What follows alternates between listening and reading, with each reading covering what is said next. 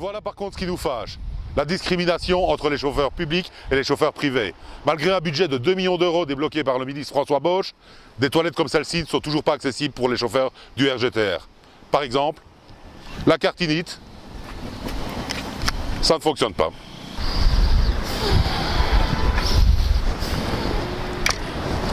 Voici un exemple de ce que le LCGB à Cap a fait pour vous. C'était important. C'est mon métier depuis quelques années, que je l'exerce avec beaucoup de plaisir. J'appelle à toutes les femmes qui font le même métier que moi, de se montrer, de parler, de lever la voix, de se faire entendre. Nous, en étant que femmes, minoritaires dans ce métier, mais avec beaucoup de voix. C'est un métier qui n'est pas facile.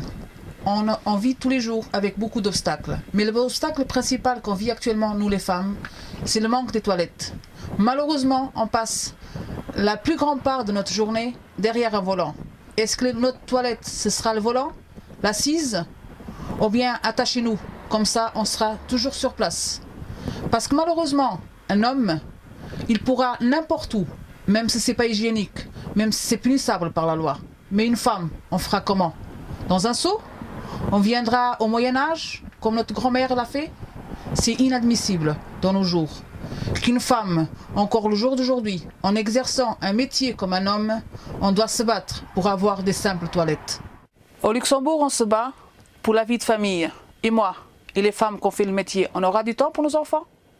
Le LCGB, grâce à la CAP, l'association des chauffeurs d'autobus privés, est depuis de nombreuses années le seul syndicat qui se bat sans défaillir pour défendre les intérêts des conducteurs professionnels.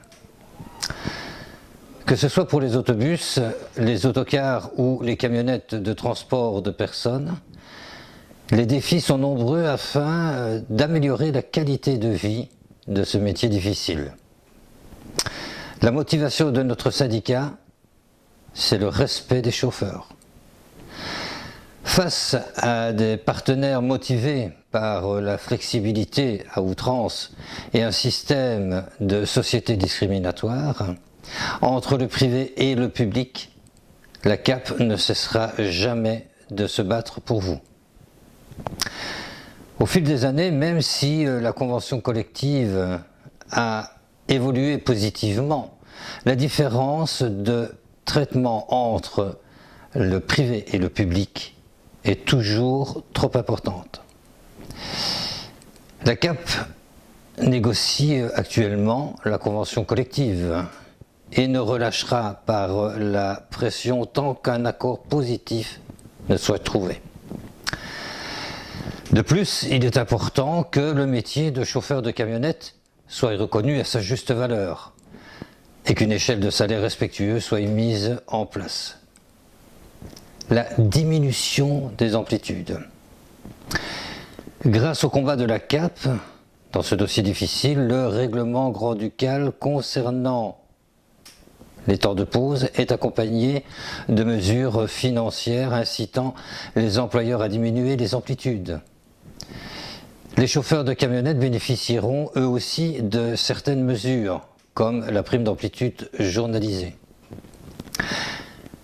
En ce qui concerne les toilettes pour les chauffeurs, grâce à la CAP, Monsieur le ministre du Développement durable et des Infrastructures, François Bosch, a pu se rendre compte du déficit choquant des installations sanitaires pour les chauffeurs privés. Il a ainsi pu débloquer un budget de près de 2 millions d'euros sur 3 ans pour aider les communes à installer des WC propres des lignes de bus RGTR.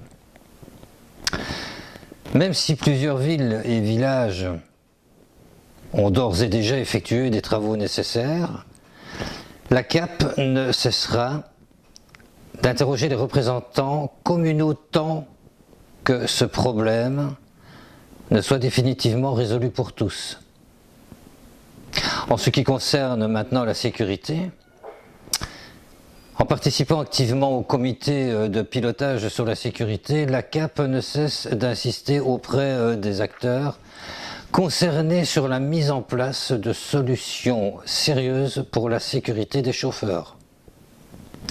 Bref, Avec un comité dynamique et spécialisé dans le domaine du transport, avec le soutien du LCGB et de ses équipes dévouées, la CAP est devenue la référence pour tous les chauffeurs du Luxembourg.